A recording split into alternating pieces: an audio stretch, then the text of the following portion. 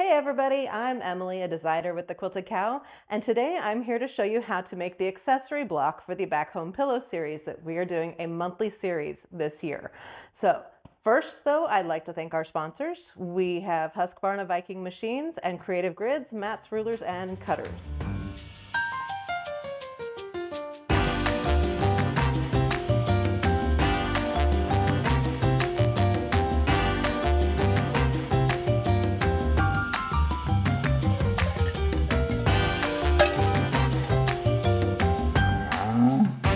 Welcome back and let's get started. Okay, so today we are doing the accessory block and we are doing this Back Home Pillow series this year. Every month is going to be a different block that goes on the front. It does detach from the pillow, so you keep the pillow the same and change out to a different look every month with every block. So head on over to our website, grab yourself, you can grab the pillow kit and also the accessory block kit. They are two separate kits. The kit for the accessory block is going to come with all of the fabric that you need to make the block, plus the backing and the finger snaps, and it will also include the pattern so that you can make each block.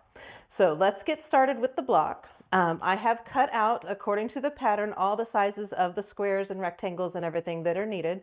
And I've also gone ahead and sewn some together just so that we have them pre-sewn. You don't have to watch me sew everything. One of the things that does come in handy for this is that each of the squares and rectangles that you need to cut out, they are lettered. You can use these, they are, let me see what they are officially called. They are the Magic Alphabet Letters and Numbers, or I'm sorry, Numbers and Arrows pins. They're magic pins, so that they are heat resistant. They're flat, they're really nice, but each one, there's letters in the alphabet, A through N. And then you flip it over and you've got your numbers and then some arrows. So unfortunately on the pattern, you're going to go beyond the N, the letter N. If you do that, just switch over to the numbers and then make a note on your pattern, you know, hey, this is that number. So as you are cutting though, you're either going to want to like mark on the back with an erasable marking pen what letter that you just cut out, or use your pins to mark what the letters that you have. So first thing that we're going to do with this is we are going to grab a ruler and a marking pen, and we are going to draw a line on the back side of these F rectangles here. And we're going to draw a line in opposite directions. So you're going to draw a line from the top right corner to the bottom left, and then from the top left corner to the bottom right. Now, it doesn't matter if your rectangles are sitting like this, as long as they are in opposite directions, that is the important thing. So we're going to make the top of the barn, which is a bit of an odd angle there. It's not the true, you know, squared off angle. It is a rectangle. So I'm going to take these right here. I've gone ahead and sewn one side on here and positioned it, but I wanted to show you how to position it real quick. Okay, so we're going to start with the N rectangle and grab one of the F ones. And you do want to make sure that you are using the opposite marked one.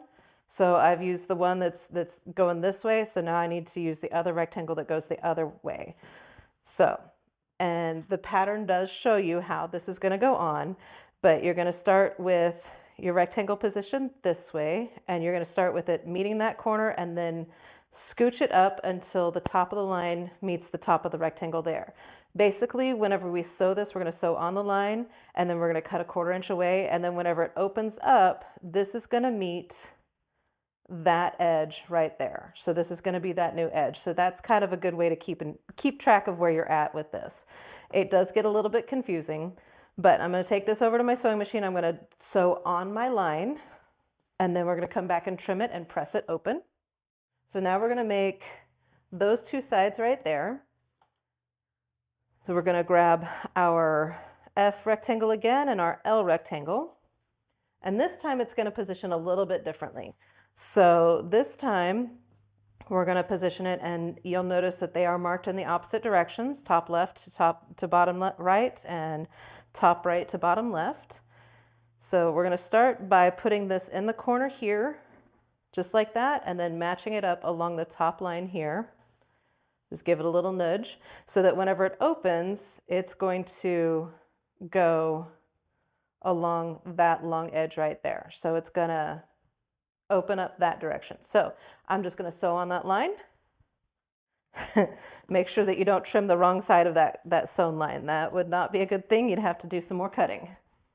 All right, get this pressed open.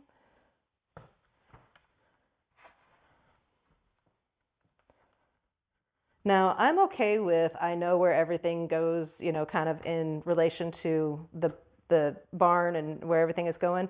If you wanted to, go ahead and repin those pins back on your piece to help you know what's going to go where. But I pretty much know where things are supposed to go. There's also a diagram on the back of the pattern that's going to tell you exactly what letter and it corresponds with each block and how to put them together. We're going to put this together in sections, in segments. I already have the hay bale segment already sewn together. It was a simple matter of doing the rectangles and then this top part. So I've already got that sewn together. I have the bottom part of the barn sewn together, so that's there. And then I also have the window part of the barn. So there's the bottom part. We're going to add these to the window. All right, so here is the top part of the barn, and we're going to add these squares on either side. So as we sew together, the other thing is the top of the silo. That's the only other thing that I want to show you. And I apologize. Let's get those on the right way. So the top of the silo, you're going to take your G squares, draw a line corner to corner diagonally. You're going to sew on that line and then come back and go ahead and trim that off the 1/4 inch seam allowance. I went ahead and sewed those already so that you don't have to watch me do that. We're just going to trim them and press them open so that it does what's called snowballing on the corners. It's just going to give that corner kind of a snowballed effect. So if anybody ever says, hey, you're going to snowball the corners on this, that's what it is you're just going to sew a little square on the sew on the diagonal line on that square on the corner of the piece. And it gives kind of a not truly rounded edge, but it gives a nice little knockoff on that corner. All right, so that's the top of the silo. And that is going to go together just like this. Once that is there, we're going to sew that to the side and then this to the top. So we're going to go ahead and sew all of these together. I'll show you what it looks like whenever it's put together. So you do want to make sure that you have a pretty accurate 1/4 inch seam allowance on this. These pieces are cut to exact size. If you are a scant 1/4 inch seam allowance, then your pieces are going to end up being oversized. They're not really going to fit together as well.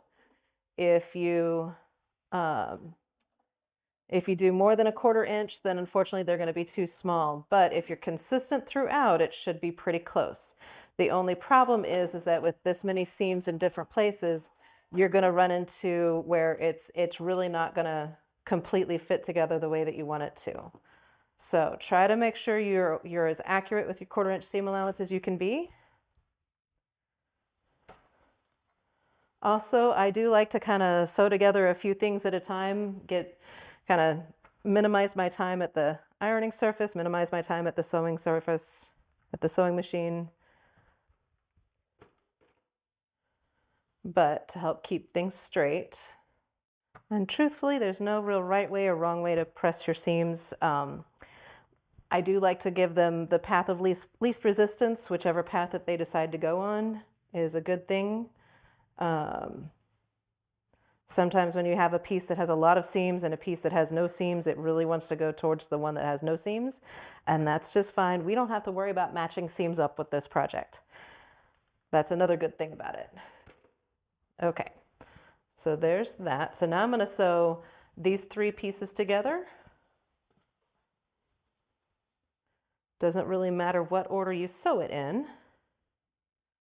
Okay, so I want to tell you real quick, for those pieces that have a lot more seams, sometimes they do get a little bit longer than the others. You just want to center that as best you can and then line it up, and don't worry about the little bit extras on the ends. We can always kind of trim those off as needed. Give that a good press, make sure that it gets kind of nice and hot. And so it'll lay down. We are working with some really small pieces, so they don't always like to lay down. Like I said before, I do like these wool mats because they hold the heat really well. So if you give it a good heat and give it a moment, it will help those pieces lay down pretty easily. Okay, so now we've got our 3 segments together. And now we just have to put them together the way that they're going to look for the block. So pretty simple. And because those 2 extras, now if I wanted to, and I'm going to go ahead and come in and trim this off just to give myself a little bit of squared up edge that I can work with. Like I said, sometimes my seam allowances are a little bit scant. Sometimes they're, right on. You just want to line it up as best you can, and you can go ahead and trim off the little extras that you don't need there. All right, that'll just make it go together just a little bit easier. So get the hay bales where they should be. We'll line that up. Now you can pin these if you want to. If it makes it easier for you, you can clip them. I find that they're small enough pieces that I can get them pretty well lined up before I sew. Okay, now we're going to go ahead and just give this a good press. Make sure that everything gets nice and flat. Okay, so I'm going to go ahead and move this over here now, because the next thing I'm going to do is I'm going to take my piece of lightweight fusible, and I've cut it to the 6.5 by 15.5 that it needs to be, which may be slightly larger than what the barn is. You'll notice that the top of my barn is a little bit tall, and that's okay. But I'm going to lay it with the bumpy side down because that's the glue side. I don't want that glue on my iron, so make sure that it is the bumpy side down. I'm just going to kind of position it along the bottom side of the barn. The reason why I'm doing this is because, like I said, my seam allowances are a little bit scant, so I'm a little bit beyond on the sides, and I'm a little bit beyond on this top. I'm going to use this as my way of trimming it before I finish completely.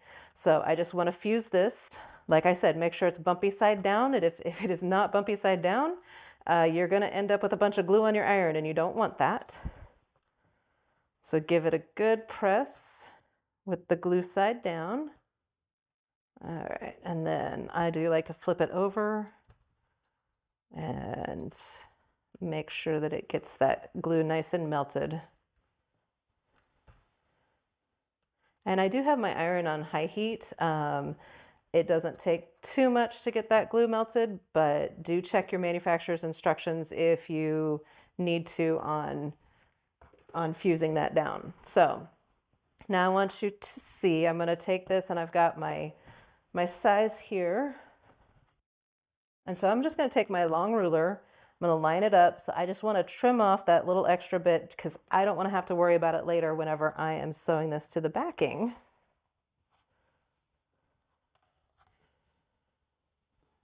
Give a little trim to this. Not going to matter that much, but it's nice to get it out of the way and keep the bulk of your seam allowances down. And a little trim to this side. There's not very much that needs to come off of here.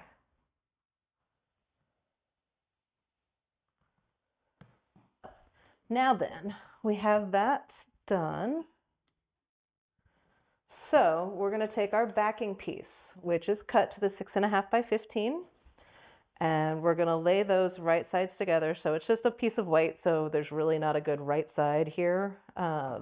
Either side is right.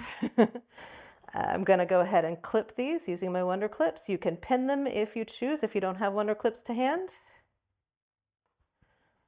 And then we're going to sew this 1/4 inch all the way around, but we are going to leave about a 4-inch opening in the bottom.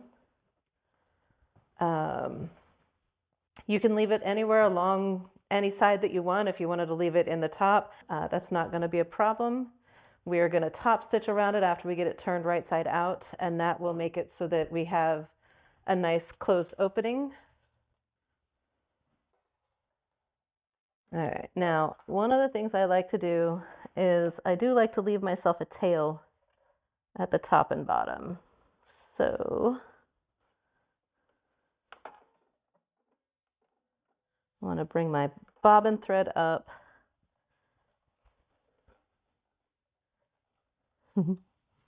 Whenever it does the automatic cutting, it pulls that really, really short. So I'm going to leave a long tail. That way I can kind of pull the strings as I need to in order to close that, make it look nice and sharp. So 1/4 inch all the way around. And I'm going to trim a bit of a long tail on that. Okay, so once we've got that finished, we're going to clip the corners, we're going to turn it right side out, and then we're going to add our finger snaps, or we're going to press it, do the top stitch, you know, all of those things. I'm just so excited about adding the finger snaps and putting it on the pillow. So as I turn this right side out, I do find it's easier to work one side, get that right side out, and then pull the other end through. If you wanted to, you could always leave one, either the right or the left side open. It's up to you how you want to, where you want to leave your opening.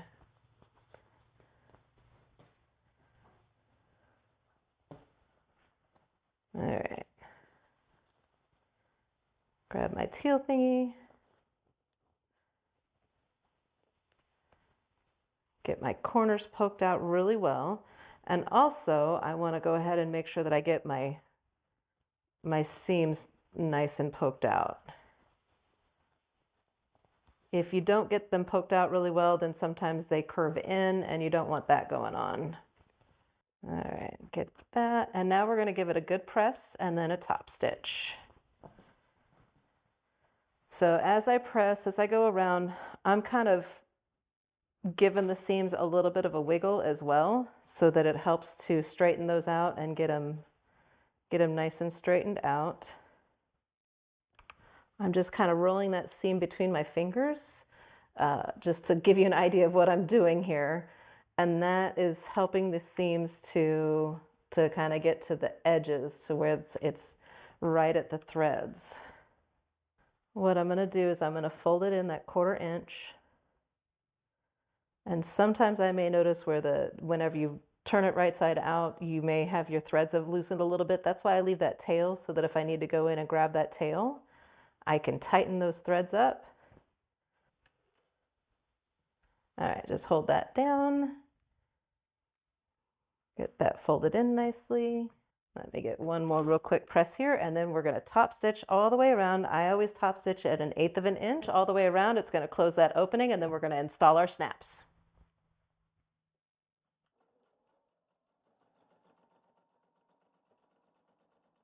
Okay, one more corner. We're just about done. So, got our snaps and everything, and our ruler and our cutter. So your kit is going to come with the snaps that you're going to need. Now, when we made the pillow, we installed 2 of the same snaps on the top and 2 on the bottom. We're going to do the opposite on the top and the bottom on this. So we've got our 4 caps, we've got 2 sockets and 2 studs. And let me see here, just to make sure that we're installing them on the correct side. So this time we're going to install the studs on the top of the block and the sockets on the bottom, because on the pillow we've got the sockets on the top and the studs on the bottom. So it's important you get that. I will tell you, you can redo them. You can you can take them apart and replace them with the correct way if you accidentally mess up. But it's super easy on this. We're going to measure down 1/2 inch and in 1/2 inch. So if you take your ruler and you just mark that 1/2 inch. And I like to just mark all of my corners before I do my snaps.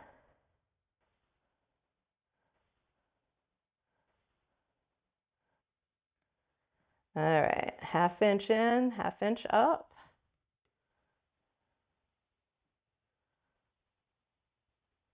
And then those are going to line up with your pillow. So once you get those marked, you grab your seam ripper or whatever tool that you're going to go through and poke your hole. Make sure that you go all the way through. And we're going to put the cap on the top with the post going through the fabric. And I find it easy to kind of lay the cap down and then use my fingernails to kind of push the fabric over the post so that we don't have any more fabric covering it. Grab the stud side of the snap And we're going to just push that down on top of there.